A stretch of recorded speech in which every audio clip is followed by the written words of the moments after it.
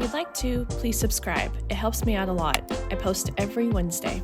Capsule hotels, also known as pod hotels, are a unique form of accommodation that originated in Japan. They provide travelers with a small and individual sleeping space known as capsules or pods, which are stacked together in a modular fashion. Capsule hotels were designed to provide a cost-effective and efficient solution for budget-conscious travelers who need a place to sleep for a short duration. The concept of a capsule hotel was first introduced in Osaka, Japan in 1979 by a man named Kishwa Kurokawa, if I said that correctly. He was envisioning these hotels to have a practical yet minimalistic alternative to more traditional accommodations that you would see. The first capsule hotel was called Capsule in Osaka, which featured a row of small capsules, each being equipped with a mattress, a small television, radio, and an alarm clock. These capsules were designed to provide a private sleeping space with enough room for one individual to sleep comfortably. This concept quickly gained popularity in Japan, where due to high population density and limited space, it made it challenging to build more and more large hotels. Over time, capsule hotels expanded to other major cities in Japan, including Tokyo, Kyoto, and Hiroshima. Similar accommodations have also emerged in other countries, including China, Singapore, South Korea, and even some European cities. Some modern capsule hotels offer larger capsules, some offer televisions, USB charging ports, and Wi-Fi connectivity. There are even some female-only capsule hotels. In recent years, capsule hotels have gained attention as an innovative and trendy form of accommodation, attracting both budget-conscious travelers and those seeking a unique experience. Overall, capsule hotels have left a significant mark on the hospitality industry, offering affordable,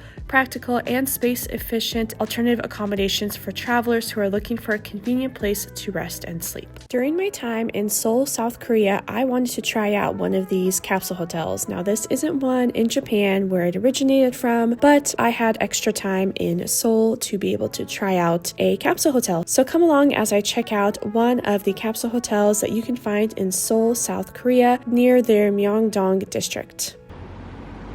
I decided to stay at the Capsule Hotel in Seoul, South Korea, located in the Myeongdong district, and this is how it looks like. It is very simplistic, very modern, and they used a lot of natural wood features, and I overall liked how the beds themselves looked like. It was quite spacious, there was really good lighting, there was a side table, there was space on the edges to put important things you wanted with you during the night. Of course, they had bedding and everything. It came with lockers as well for you to put your stuff away. Automatically, they lock so you can put in a code. You have a place for your shoes. There's an elevator so you don't have to lug your stuff up and down multiple flights of stairs or floors. And here I am with all my stuff. It all fit, and I had a full-size suitcase, toiletry bag that I decided to keep out, a backpack, and other bags as well. And of course, I always in hostels, I've stayed in many hostels in my time, never capsule hotel. I'm always on the top. I don't know why, I always get it, but you get a little towel here, and then you also get that blanket and pillow back there as well. I'm checking out how much space there is, and I can sit up fully comfortably.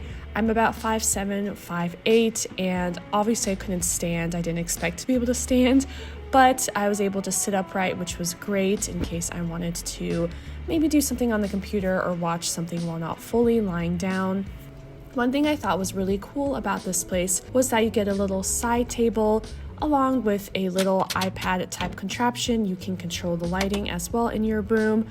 There's a little AC unit, and there is so much you can do on this little iPad.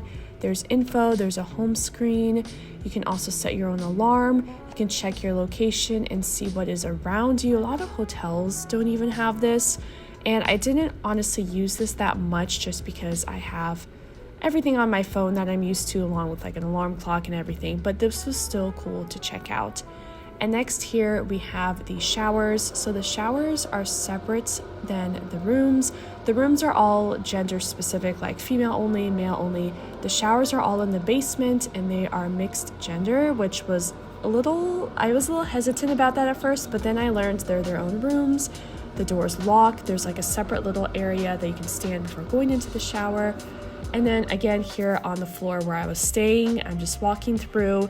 It was very quiet, more like silent, so I did not want to talk. So that's why this whole video is voiceover, so I wouldn't disrupt anyone. I didn't even know if anyone was there. It was that silent. And we had our own bathroom, at least on every single floor outside of the main hallway.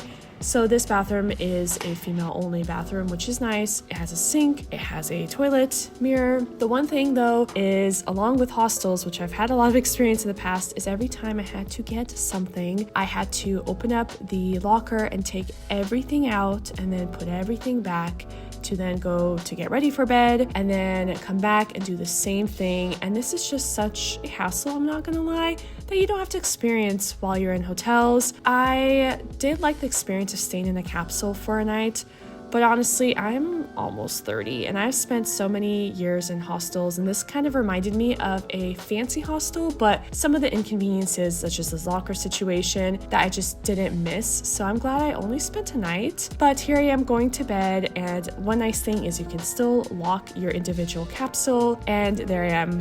And it is the next morning here. So I slept better than I expected. But I would say overall, the sleeping situation in the actual capsule itself was really nice. There was just a lot of amenities on the Booking.com's website where I booked this capsule that I thought I would have that I didn't, which made me actually cut my stay because I was going to stay here for several days. So I thought there was going to be a common space because I was taking a certificate class and I wanted to take it at this capsule hotel, maybe in the common space. There was none. I thought there might be breakfast as an additional charge because I'm in an area that I don't know, to have to find breakfast and stuff, especially right before class. That wasn't an option. And then I thought that there was going to be also laundry because this was after a 10-day trip with EF Ultimate Break where I did a tour around South Korea, and I thought I could do laundry, but there was no laundry.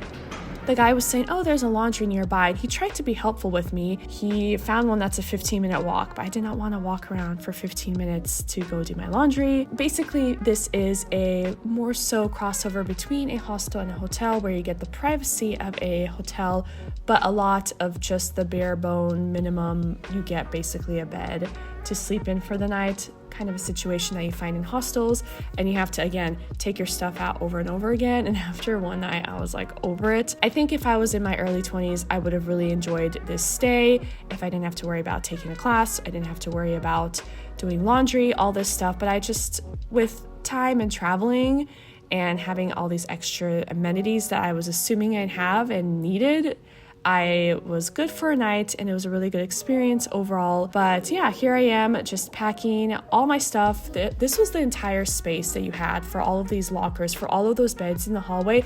This is the space you have to deal with your suitcase. Luckily, no one was ever in my way, but I could see how that'd be a pretty big hassle given there's, I want to say, 4 to 6 lockers there, and that's all the space you get to kind of open up. So here I am leaving the hostel. Overall, good experience if you want just simple bare bones, and I was really glad I got to experience them. I would be down to experience them again in Japan. I've seen some really cool futuristic looking ones in Japan, but this one wasn't quite as futuristic but still pretty cozy, and I'm all checked out. So thank you all so much for watching, and I hope to see you in a future video of mine. Bye!